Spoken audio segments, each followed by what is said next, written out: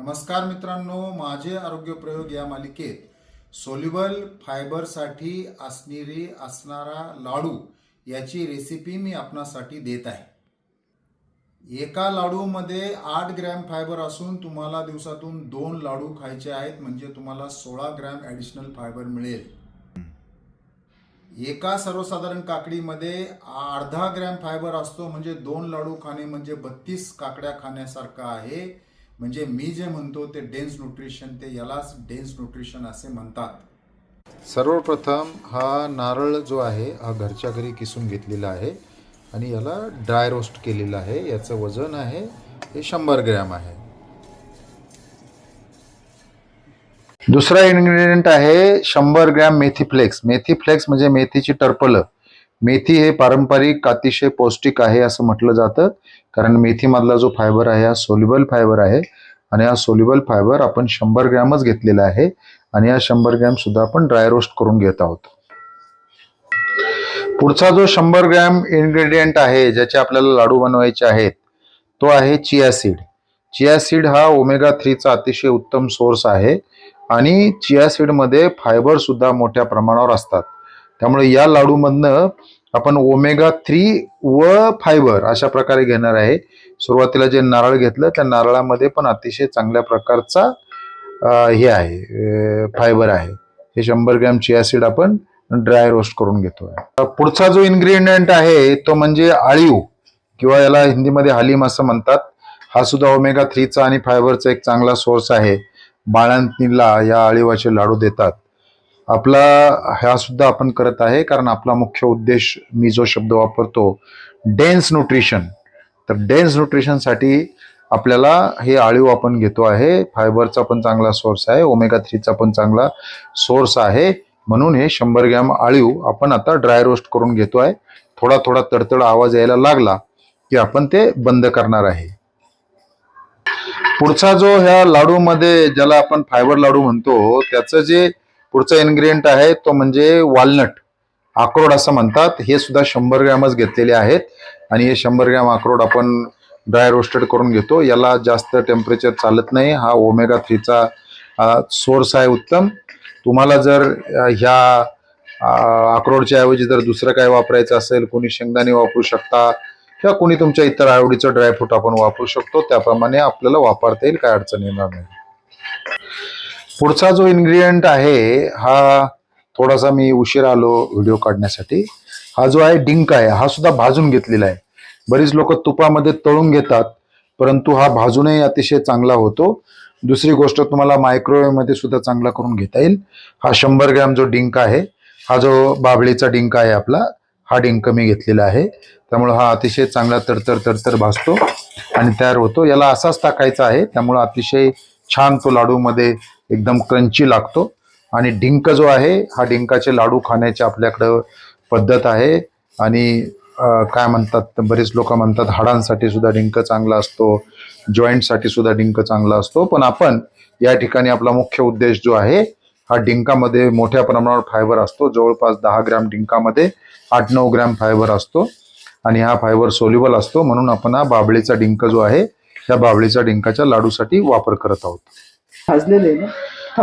पुढचा जो इन्ग्रेडियंट आहे तो म्हणजे खसखस। आता याच्यामध्ये आपण आतापर्यंत मला वाटतं 4-5 आयटम घेतलेले आहेत आणि आता पुढे आपण याच्यात खसखस टाकतो। खसखसमुळे लाडूला चांगली टेस्ट येते आणि भारतीय अनेक महत्त्वाच्या पदार्थामध्ये आपण खसखस टाकतो। हे खसखस मुद्दाम मी एक वेगळापणा येण्यासाठी आणि टेस्ट येण्यासाठी खसखस टाकतो। कारण काय होतं की ज्या वेळेला आपण डाएट रेसिपी करतो त्यावेळेला त्याला टेस्ट पण असली पाहिजे, नाहीतर मग काय होतं, डाएट म्हणलं का बेचव असं एक सगळ्यांचं म्हणणं असतं, तर ते नसावं म्हणून मी ही खसखस जी आहे 50 ग्रॅम ह्या लाडूमध्ये टाकत आहे। आपल्याला वाटली तर टाका किंवा आपण तुला दुसरा ऑप्शन पण घेऊ शकता। पुढचा जो इन्ग्रेडियंट आहे तो ओट फायबर पावडर 100 ग्रॅम जे आहे ते 100 ग्रॅम आपण टाकतो आहे। असा एक किचन विंग स्केल भेटतो, ह्या किचन विंग स्केलने आपण मोजून घेतलं आणि याला सुद्धा आपण ड्राय रोस्ट करणार आहे। तर आता या कढईमध्ये आपण हे ड्राय रोस्टसाठी टाकतोय आणि नंतर मग याच्यात थोडंसं आपण तूप टाकणार आहे, तर जेणेकरून याची चव जी आहे ती तुपामुळे व्यवस्थित थोडी लागते। नाहीतर तूप जर नाही टाकलं तर थोडासा पिठूळ लागू शकतो। परंतु ओट फायबर पावडर म्हणजे ज्याप्रमाणे गव्हाचा कोंडा असतो त्याप्रमाणे ओटचा सुद्धा कोंडा असतो. गव्हाच्या कोंड्यामध्ये सोल्युबल फायबर कमी असतो, ओटच्या फायबरमध्ये सोल्युबल फायबर जास्त असतो. आपला मेन टार्गेट जे आहे ते सोल्युबल फायबर आहे आणि नॉन सोल्युबल फायबर जो आहे तो नॉन सोल्युबल फायबर तसाच बॉडीच्या बाहेर पडतो आणि सोल्युबल फायबर हा रक्तात जातो. म्हणून हा ओट फायबर पावडर जी आहे ही ओट फायबर पावडर आपण याच्यामध्ये टाकत आहे. आता याच्यामध्ये जर तुम्ही पाहिलं तर 89.2% याच्यामध्ये हे आहे. यांच्यावर लिहिले add to chapati, bread, soup, laddoo, canola, म्हणजे तुमच्या कुठल्याही डिशमध्ये, भाकरीमध्ये सुद्धा, चपातीमध्ये सुद्धा तुम्हाला टाकता येतो. आता ह्या याच्यामध्ये जर तुम्ही जर पाहिलं तर ज्याच्यामध्ये 80-90% जे फायबर आहे तो म्हणजे एक मेथी, दुसरा डिंक आणि तिसरा ओट, हे मेन 3 कंटेन्शन आहेत. आणि चौथे जे आपण घेतलेले आहेत ते तुमचं आळीव आहे आणि चिया आहे आणि वॉलनट जे आहे ते वॉलनट सुद्धा टेस्टसाठी आणि ओमेगा 3 साठी घेतलेलं आहे. जेणेकरून ज्याला आपण मी डेन्स न्यूट्रिशन म्हणतो, ते डेन्स न्यूट्रिशन काय आहे हे मी आपल्याला दाखवायचा प्रयत्न करतोय आणि फायबर आपल्याला सफिशियंट भेटण्याचा माझा प्रश्न आहे. चा जो इन्ग्रेडियंट आहे तो म्हणजे तूप. आपण याच्यामध्ये टोटल 100 ग्रॅम तूप वापरणार आहोत. तर ही तुपाची बरणी जर तुम्ही पाहिले, हे भारतीय पद्धतीने केलेलं साजूक तूप आहे. तर या तुपाला आपण याच्यामध्ये आता थोडं जास्त लागतं ओट फायबरसाठी आणि बाकीचं उर्वरित 70 ग्रॅम जे आहे ते सुद्धा आपण वापरणार आहोत. परंतु हे पीठ असल्यामुळे त्याला थोडंसं व्यवस्थित होण्यासाठी आपण याच्यात एकदम 30 ग्रॅम तूप टाकलेलं आहे. तुपाचं तुमच्या प्रमाण जे आहे ते तुमच्या पद्धतीनं कमी जास्त तुम्हाला करता येईल, त्याच्यामध्ये कुठल्या प्रकारची अडचण नाही. आता आपण बघू शकता की याच्यामध्ये 30 ग्रॅम तूप टाकल्यामुळे हे पैकी छानपैकी भाजून ओट फायबर पावडर तयार झालेली आहे. तर ही जी ओट फायबर पावडर आहे हिचा टेस्ट आपल्याला व्यवस्थित येण्यासाठी आपण ती भाजतो. म्हणून नेहमी तुपात थोडीशी भाजून घेतल्यानंतर त्याचा जो पिठूळपणा आहे तो लाडूमध्ये आपल्याला लागणार नाही. आता आपला ओट फायबर पावडर जी आहे ती भाजून झालेली आहे. त्यानंतर पुढचा जो प्रयोग आहे तो म्हणजे हे थोडंसं मिक्सरमध्ये आपण याला बारीक करून घेणार आहे. हे नारळ, वॉलनट, डिंक, नंतर चिया, नंतर फ्लॅक्स सीड्स, मेथी सीड्स आणि आळीव यांना आपण थोडंसं मिक्सरमध्ये बारीक करून घेऊया. आता उर्वरित जे तूप होतं ते आपण टाकून घेतलं, त्यामुळे हे छान असं तूप झालेलं आहे. आता एक एक इन्ग्रेडियंट टाकूया. आता सुरुवातीला टाकतोय आपण तुमचा वॉलनट टाकतोय आपण. वॉलनटचं स्वतःचं सुद्धा तेल आहे त्यामुळं ते सुद्धा निघतं. नंतर हे दुसऱ्या नंबरला आहे हे चिया आहे, चिया सीड आहे. चिया सीड आपण टाकले. चिया सीडमध्ये पण तेल असतं. नंतर हे मेथी फ्लेक्स जे आहे सोर्स ऑफ फायबर, अतिशय चांगला फायबर मेथीतला असतो. म्हणून मेथीचे लाडू जे आहेत ते वर्षानुवर्ष भारतीय पद्धतीमध्ये खाण्याची सुरुवात आहे, सवय आहे. परंतु मेथी किंवा आळीव जे आहे त्याचं सुद्धा लाडू खाल्ले जातात. परंतु या ठिकाणी आपण आता याच्यामध्ये टाकण्याचं कारण हे आपलं खोबरं टाकून दे.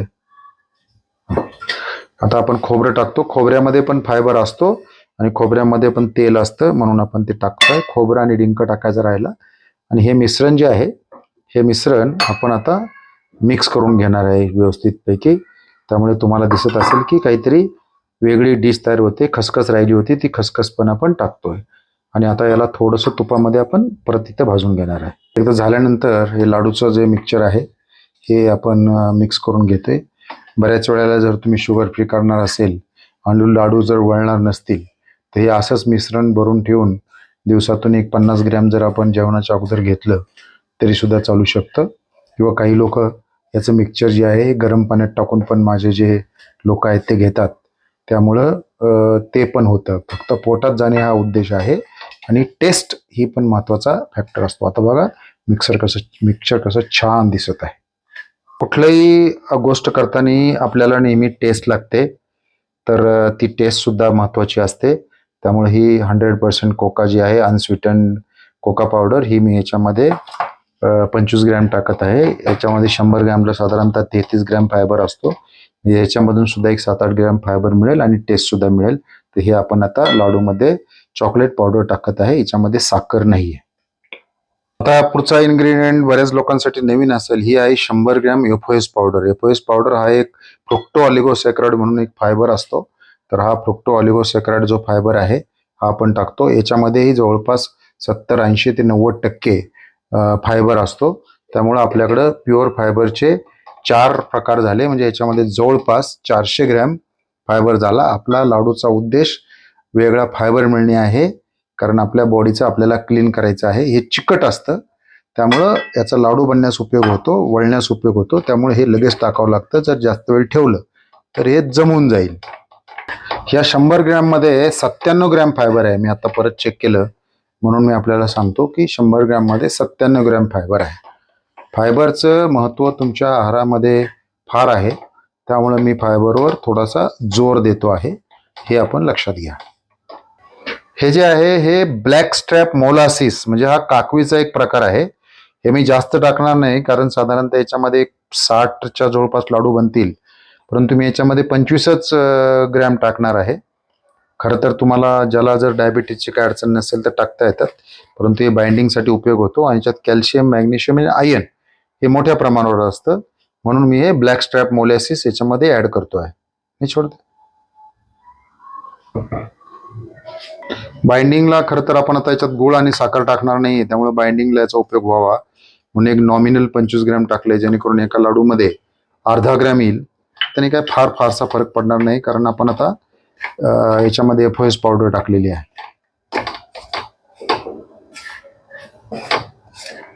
आता पुढचा जो टाकायचा विषय आहे तो म्हणजे जायफळ आणि हे विलायची. कारण लाडू म्हटलं का जायफळ विलायची शिवाय टेस्ट येत नाही, म्हणून आपण हे आपल्या प्रमाणात टाकणार आहोत. आपण जर पाहिलं तर याला एक छानपैकी आता कलर आलेला आहे, दिसायला पण चांगलं आहे. त्यामुळे तुम्हाला याच्यामध्ये असं दिसेल की याच्यामध्ये फायबरचे आपण 4 सोर्सेस घेतलेत. एक एफओएस, मेथी फ्लेक्स, ओट फायबर पावडर आणि डिंक, आणि बाकीचे जे 2-3 आयटम आहेत आपण टेस्टसाठी टाकले. जरी असलं तरी चिया सीड आणि आळूमध्ये पण फायबर मोठ्या प्रमाणात आहे, नारळात पण फायबर मोठ्या प्रमाणात आहे, आणि चॉकलेटमध्ये पण मोठ्या प्रमाणात आहे. परंतु आपण टेस्ट देण्याचा याला पुरेपूर प्रयत्न करतो आहे, कारण ओमॅड करतो म्हणजे टेस्ट नसावी किंवा डाएट करतो म्हणजे काहीही खायचं असा अर्थ होत नाही. मी गेले अनेक वर्ष डाएट करतो, परंतु मी कधीही टेस्टमध्ये कॉम्प्रोमाइज करत नाही आणि करणार पण नाही. तर हे बघा, वर आपण ह्याच्यामध्ये जायफळ आणि विलायचीचा आता हे टाकलेलं आहे, बारीक करून टाकलेली आहे, की जेणेकरून याला अतिशय छान टेस्ट आहे. दिसत असेल आपल्याला की वरनं जायफळ आणि विलायची आपण हे करून टाकलेली आहे. एक एक्सपेरिमेंट आहे तो म्हणजे साखर. तर ही 5 ग्रॅम साखर आपण याच्यामध्ये टाकलेली आहे. आता 5 दाखवत होतं, पण काट्याने आता अचानक 6 केलं. तर 5 ग्रॅम साखर, याच्यामध्ये साखर टाकणे हा उद्देश नाहीये. तर ज्यावेळेला आपण लाडू खातो तर त्यावेळेला डिंकाचा जो हे आहे, डिंक आपल्याला दाताखाली येतो, तो आहे की साखर आहे हे कळत नाही. त्यामुळे त्याची चव चांगली लागते, कारण डिंक आणि साखर सारखीच लागते. म्हणजे ते जे आपल्याला एक वेगळ्या प्रकारचा च्युइंगचा आवाज येतो साखरेचा, तसा डिंकाचा पण येतो. त्यामुळे हे फक्त नॉमिनल साखर आहे, पण एखादी अर्धी आली तर आपल्याला वाटतं की साखर आहे. म्हणजे शरीराला, म्हणजे थोडक्यात टेस्टसाठी आपण फक्त 5 ग्रॅम साखर टाकलेली आहे. तर ही साखर जी आहे ती साखर आपण आता मिक्स करतोय 5 ग्रॅम, त्याच्यामुळे तुम्हाला एकदम क्रंचीनेस लाडवाचा लागतो.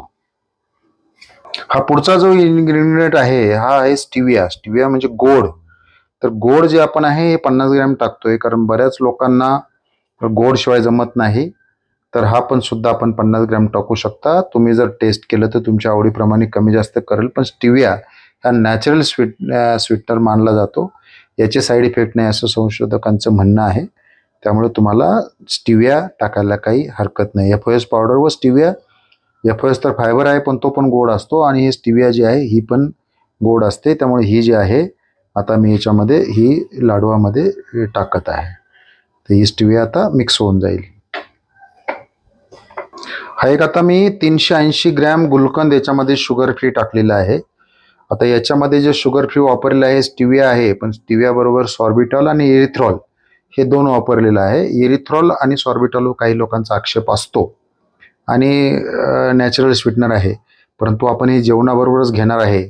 आणि मी ज्यावेळेला सेन्सर लावलेला होता सीजीएम, त्यावेळेला मात्र मी हा गुलकंद खाऊन पाहिलेला आहे. त्यामुळे ह्या गुलकंदनी शुगर वाढत नाही, म्हणून एक विशेष बाब म्हणून, कारण जर तुम्हाला लाडू खायचे असतील तर तुम्हाला याला बांधण्यासाठी किंवा हे करण्यासाठी चिकटपणा येण्यासाठी गुलकंदची गरज आहे, म्हणून मी याच्यामध्ये गुलकंद टाकलाय. जर आपल्याला वाटलं तर गुलकंद आपण नाही टाकला तरी चालेल, किंवा तुम्हाला अगदीच जर कोणाला शुगरचा इश्यू नसेल काय नसेल तर तुम्ही घरातला गूळ किंवा जशी मी मागाशी ते ब्लॅक स्ट्रॅप मोलासिस म्हणजे काकवीचं एक व्हर्जन आहे ते सुद्धा तुम्ही वापरू शकता.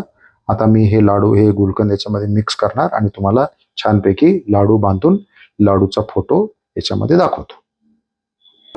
अशा प्रकारे लाडू तयार होतात. एक लाडू साधारणतः 25 ग्रॅमचा आहे. टोटल मटेरियल आपलं 1500 ग्रॅम आहे. तर साधारणतः याच्यामध्ये एक 25 म्हणजे 40 आणि एक 50-60 लाडू, 6 त्रिक 18, एक 20 50 म्हणजे बघा आता हिशोब करा तुम्हीच. एवढे लाडू तयार होतील 25 ग्रॅमच्या हिशोबाने. आणि एका लाडूमध्ये साधारणतः 7-8 ग्रॅमचा तुमचा फायबर जो आहे तो तुम्हाला मिळेल. त्यामुळे 2 लाडू घेतले तर 15-16 ग्रॅम फायबर तुम्हाला याच्यातून मिळू शकतो. बरोबर याच्यामध्ये 60 लाडू तयार होतील. आणि आपला जो हे आहे 4 आयटम जे आहेत ते आपले साधारणतः 400 ग्रॅम फायबरचे आहेत. आणि बाकीच्यामध्ये जरी तुम्ही 25 ग्रॅम जरी धरला तर याच्यामध्ये साधारणतः 500 ग्रॅम फायबर आहे. म्हणजे एका लाडूमध्ये 8 ते 9 ग्रॅम फायबर आहे. जर 2 लाडू तुम्ही खाल्ले तर साधारणतः 17-18 ग्रॅम फायबर भेटेल. अप्रॉक्सिमेटली धरा सगळं, कुठला हार्ड अँड फास्ट धरायचं नाही. आणि 17-18 ग्रॅम फायबर जर तुम्हाला मिळाला तर तुमचा जो शॉर्टफॉल आहे फायबरचा तो या लाडूमधून मिळतो. शिवाय तूप आहे, तुमचे वालनट आहे, खोबरं आहे आणि अळीव आहे, याच्यामधून सुद्धा तुम्हाला अतिशय चांगल्या प्रकारचं न्यूट्रिशन, ज्याला मी डेन्स न्यूट्रिशन म्हणतो, ते मिळेल. या लाडूमध्ये जर कोणाला हा गुलकंद टाकायचा नसेल तर त्याच्याऐवजी पीनट बटर भेटतं, शेंगदाण्याचं बटर भेटतं, ते स्वस्त भेटतं, ते सुद्धा याच्यामध्ये टाकता येईल. बदामाचं बटर भेटतं, तेही चिकट असतं, त्यामुळे ते सुद्धा लाडू बांधण्यासाठी एक ऑप्शन म्हणून उपयोग असतो. प्रत्येक गोष्ट तुमच्या सवयीप्रमाणे करा, परंतु जसं मी कुठलाच याच्यामध्ये प्रोसेस वस्तू वापरली नाही तशी आपण कुठलीही प्रोसेस वस्तू वापरू नका. आणि अतिशय चांगलं जेवण आपल्याला घेणं आवश्यक आहे. मित्रांनो, लाडू करून झालेले आहेत, 52 लाडू झालेले आहेत. म्हणजे अप्रॉक्सिमेटली 50 होणं अपेक्षित होतं. म्हणजे एका लाडूमध्ये साधारणतः एक 7 ते 9 ग्रॅम फायबर आलेला असेल. आपण 2 घ्यावे. मी याची टेस्ट करून पाहिली तर ही जी टेस्ट आहे ते आपण जे अतिशय इंटरनॅशनल ब्रँडची जी चॉकलेट खातो त्याच्यापेक्षा याची टेस्ट चांगली आहे. तुमच्या पद्धतीप्रमाणे याच्यामध्ये तुम्हाला बदल करता येतील. तुम्ही अवश्य बदल करू शकता. आपलं याच्यामधलं मुख्य उद्देश जो आहे तो आपलं आरोग्य. तर याचे न्यूट्रिशन जे पॅरामीटर्स आहेत ते मी व्हिडिओ अपलोड करायच्या अगोदर काढतो आणि स्क्रीनवर टाकतो की याच्यामध्ये किती ओमेगा-3 आहे, ओमेगा-6 किती आहे, कॅल्शियम किती आहे, मॅग्नेशियम किती आहे, विटॅमिन्स आणि मिनरल्स, फायबर याच्यामध्ये टाकतो. आणि मग नंतर मी ह्याच्यामध्ये स्क्रीनवर टाकतो. आपण हा प्रयोग करून बघा आणि तुमच्या शरीराने तुमच्याशी बोललं पाहिजे, मी तुमच्याशी बोलू नये, असं माझं आरोग्य प्रयोगमधलं धोरण आहे. आपल्याला माहिती आहे अशाच रेसिपी मी वेळोवेळी आपल्याला देणार आहे की जेणेकरून वोमॅड करताना आपल्याला कुठलीही न्यूट्रिशनल डिफिशियन्सी जाणवू नये त्याचा मी प्रयत्न केलेला आहे. मी गेले अनेक दिवस हे करतो आणि त्यामुळे मला वाटत नाही की आपल्याला काय अडचण येईल. तरीही आपण ज्यावेळेला अशी न्यूट्रिशनल डिफिशियन्सी दूर करण्यासाठी असे वेगवेगळे पदार्थ घ्याल तेव्हा आपले ब्लड रिपोर्टसुद्धा चेक करा. आवश्यकतेनुसार आपल्या डॉक्टरांशी पण चर्चा करत जा. थँक्यू. धन्यवाद.